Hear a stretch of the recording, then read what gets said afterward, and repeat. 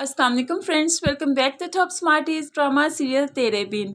Husbands की तरफ से मोहब्बत मिलना आम सी बात है, लेकिन अगर हस्बैंड्स इज्जत देने लगे और दिलवाने लगे तो तब तो बीवियां अपने हस्बैंड्स की इतनी दीवानी हो जाती हैं कि उनका बस चले तो उनके सामने सजदा रेस भी हो जाए। तो फिर मीरब भला कितनी देर तक हमारे मुर्तसिम से मुंह मोड़ेगी।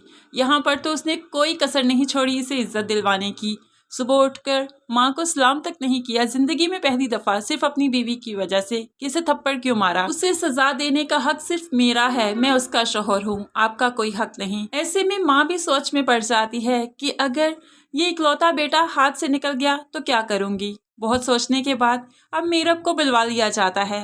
मीरब जब सलमा बेगम की बात सुनने गई तो सलमा बेगम जो कि गाँव की औरतों के सामने कुर्सी पर बहुत ही शान से बैठी है, अब उसी कुर्सी पर से उठकर मीरब को उसी कुर्सी पर बैठा देती है और कहने लगी, हान मुर्तसिम हान इस खानदान के वाहिद जानशीन की बेगम है ये मीरब मुर्तसिम हान। आज से इस गद्दी पर यही बैठेगी, आपके मसले यही हल करेगी। आज से ये जगह इसकी हुई। अब मीरब इतनी इज्जत पाकर जो उसकी आंखें तो नम हो ही गई, लेकिन फिर भी कह देती है, माँ बेगम मैं इस सब के लिए यहाँ पर नहीं आई थी। लेकिन माँ बेगम अपनी आंख का इशारा देते हुए कहती है, अब आ गई हो तो बैठ भी जाओ। दूसरी तरफ हया का तो जल भुनकर बुरा हाल है कि ये सब क्या हो गया। हया जो बहुत ही गुस्से में वहां से तो चली जाती है। मीरब भी कुछ देर के बाद वहां से चली जाती है, मुर्तसिम के पास आ गई। यही सब कुछ कहने गए थे क्या तुम अपनी माँ से? मैं ये सब कुछ नहीं चाहती थी। आखिर तुम चाहते क्या हो? मुर्तसिम बड़े ही प्यार से उसे कहने लगा, खुद ही तो कहा था इज्जत नहीं देते हो, यहाँ पर कोई तुम्हारा अपना नहीं है।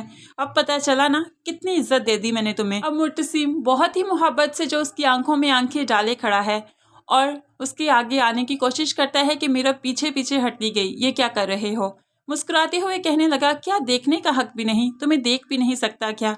नहीं देख सकते, जाओ यहाँ से। लेकिन मुर्तसिम के सामने जो मीरब आ जाए तो उसे होश ही कहाँ रहता है। जो उसे अपने बाजुओं में जकड़ने की कोशिश की तो मीरब तो वहां से अब चली ही जाएगी। जाते ही जो अपने कमरे में गई तो वहां पर हमारी हया मैडम खड़ी हैं। मीरब उसे देखकर चौंक जाती है, तुम मेरे कमरे में क्या कर रही हो? हया हंसने लगी, तुम्हारा कमरा?